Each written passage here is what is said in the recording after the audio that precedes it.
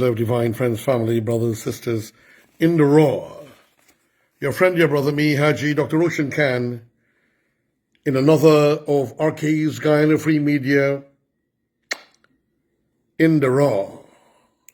And this is Freddie KISSOON, the boss, the master, as a political analyst, commentator, intellectual. I told her she offended the country, not Freddie KISSOON. And so in Freddie KISSOON Speaks, I read and I shall make the pertinent commentary, friends and family, so this which has become a dynamic program that people enjoy around the world. Remember, we are on Facebook, RKs Guyana Free Media. We are in YouTube, RKs Guyana Free Media. And we are in watch parties. Last Sunday at Marseille supermarket at Turkine, as the cashier checked me out, Dr. Melissa Ifill, UG's Deputy Vice Chancellor, was next in line, and she said to me, "Mr. KISSOON, it seemed that I offended you." I know she was referring to several columns I did on her stance on the 2020 national election, which I replied here that I analyzed as dangerous, insane, and injected with compelling thoughts of race and no embrace of love for country. And you know, Freddie KISSOON is a man of bravado. He's completely brave. He's fearless. And then what makes him dangerous to some of these people, particularly some politicians, is that the man is an intellectual. It's not easy to beat him. I do not always agree with everything he says, but whoever does. Does everyone agree with Jesus Christ, Prophet Muhammad, Moses, any philosopher, any political analyst or political leader? So it goes with the territory, but I like the guy. I respect him. I think he's due for a national award as a political analyst and a patriot for Guyana. I condemn Dr. Ifill in those columns because since I was a 16-year-old employee of the Michael Ford bookshop reading philosophy books and never went to high school, I wanted to have an education because I believe then and there, I'm getting a bit confused because remember, this is in the raw, so I'm talking and I'm reading. I never went to high school. I wanted to have an education because I believe then and still do that educated people are the ones to save the world, because educated people know what non-educated people do not know. Thus, they escape the pathways of ignorance. I understand what he's saying. It helps to sharpen you analytically, mathematically, and so forth. But I tell you, Freddie, I agree, I understand. I believe in education. That's why I took education.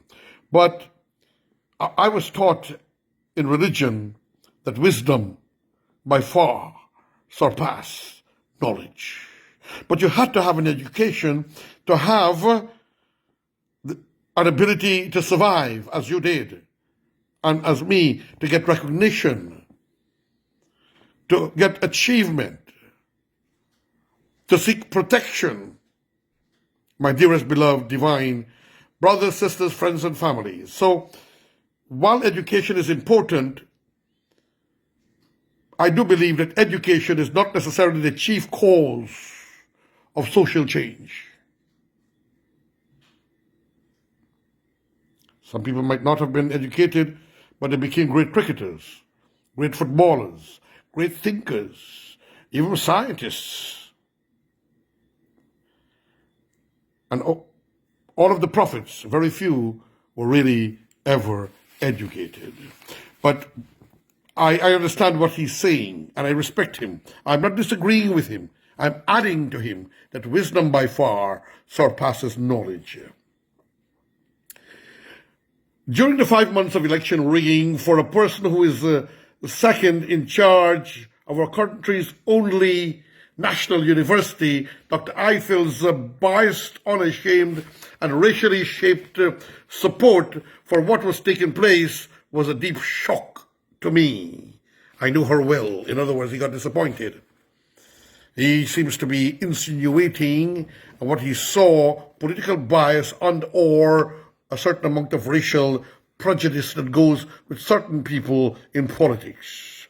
She participated in 2 weeks of consecutive demonstrations at UG when the Ramotar presidency terminated my UG contract, an action the Ombudsman ruled as illegal. We spent a year in Rodneyite groundings outside Parliament, in which we fought for the rights of some very low-income groups of people in Region 3 and Region 4. I knew the pains I felt at what the Jagdeo and Ramotar presidency did to me, my wife and daughter. The pain was still there when the election rigging began on March 3rd. I wish to make a quick commentary here, friends and families, ladies and gentlemen. I think targeting a man is one bad thing enough, because a man has a right to live. He has a family. He has commitments. He has responsibilities, and he educated himself. But to target a man's family, be it who, it's wrong. And if Dr. Mara Jagdeo and the PPPC, as a friend of the PPPC, as I am a friend, or was a friend of the PNC, I'm a friend with all, except the ARC. I make it quite clear, I'm not their friend. I have no respect for them. They're cutthroats, they're sellers, they're cheats, and they're corrupted people, dearest beloved divine friends and families. So, to target a man's wife, an absolute lady of class. I told you about this before. I met her once. And she was such a lady of class. I salute and I truly respect her. And to target her because of her husband is a despicable act for which people will have to pay. And they did pay for 5 years. You don't target people's children, man. You don't target people's wife. And then you prevent, it is said or alleged, that the man's daughter was being prevented from getting a job. What are they to do? Kill, steal, murder people? Not very good. I think, all in all, at this juncture, because of his input before the elections, during the elections, after the elections for freedom and democracy, as a writer, a patriot, a journalist, a thinker, a political analyst, a commentator, Freddie KISSOON needs a national award and an apology for his wife or compensation. Guyana will not run bankrupt if they compensate the lady for wrongly trying to destroy her. I think, and I'm not attacking the PPPC government, I am in many ways responsible for them being there, and I am happy. I stood for what is right and for democracy, and I will respect them and honor them. And I think they must have realized where they went wrong. And so they need to correct some of those wrongs. Mr. President, my brother Dr. Mara Jagdeo, Brother Ramotar, you all correct that. Give the lady back a job for which she is duly qualified. She participated, okay, right? I know the pains I felt at what the Jagdeo and Ramotar presidency did to me, my wife and daughter. I did that. But I was not the issue when the rigging started. Here is philosophy now, and here is principle, ladies and gentlemen, why I like Freddie KISSOON. But I was not the issue when the rigging started. Jagdeo and Ramotar were not the issue when the rigging began with Claremont Mingo. At stake was my country, where I lived and where I was not moving from. He always said he born here, he will die here. He has planted his soul and seed here. And here he's standing up now for principle and has cast aside Mara Jagdeo differences with him, or his differences with Mara Jagdeo, and Donald Ramotar.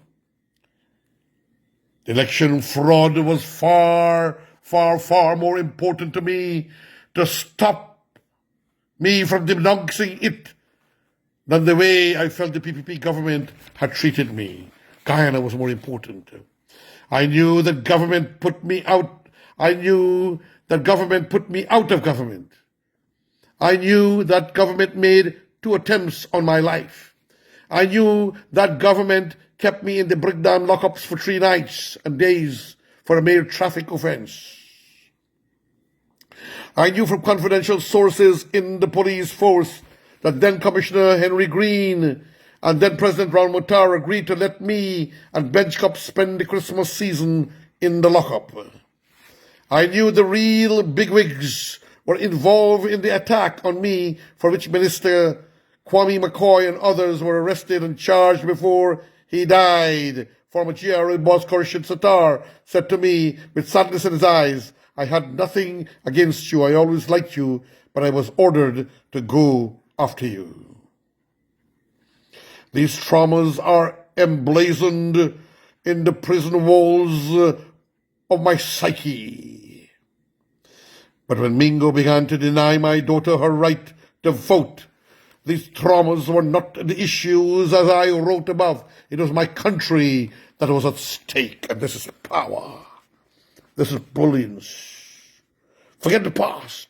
And I'm going to say to the government now, back in power, forget the past. Correct the mistakes. Move forward. Never allow egocentricity and power to cloud the judgment. I knew that government put me out of employment. I did that already in the raw, ladies and gentlemen.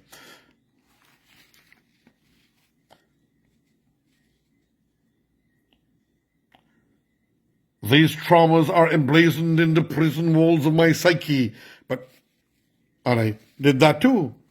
As Dr. Ifill inquired as to what she did to me, I replied, "No, not me. The country, not me, is what you did to the country." Those were my exact words. FREDDIE KISSOON says.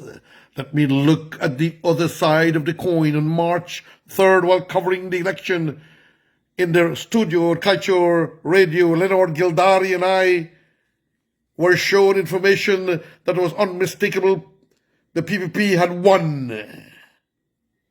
I voted for Lennox Schumann because I wanted a minority government, so we would have accountable governance or a break on the majority rule if it didn't happen.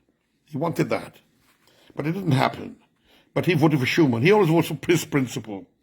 What was I to do? 2 options faced me in that studio. Support the denial of the right of Guyanese to vote because the PPP, who traumatized me, had won, thus supporting election rigging, or prevent permanent power by the PNC and EFC, 2 unworthy groups of people that will rule my country forever. He had a choice.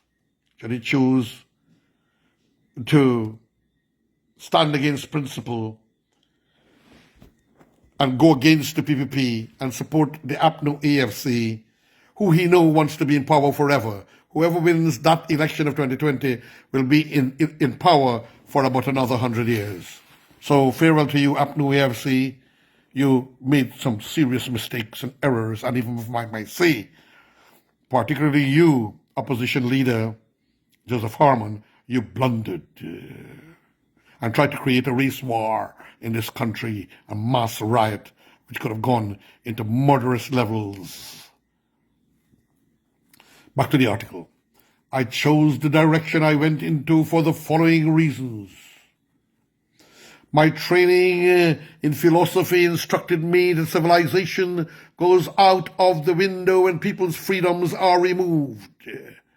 I loved my country, and it came first before the PNC and AFC that I didn't care about. But remember, he supported them. He helped them to win the election, massively too. But then he stood against them not too long after for principle, and that is why I like the man. My education at 3 universities would have been consigned to the gutter had I denied Guyanese their right to vote. Finally, I knew in my heart that Guyana would not have survived if we had the return of rigged election and the presidency of Pernamism.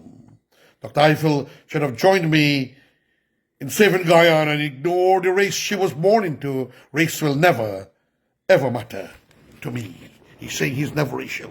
But Ifill was defending the APNU, particularly wanted them in power because of a race power thing that is in the head of some people in Guyana, including some Indo-Guyanese, but not me and not FREDDIE KISSOON.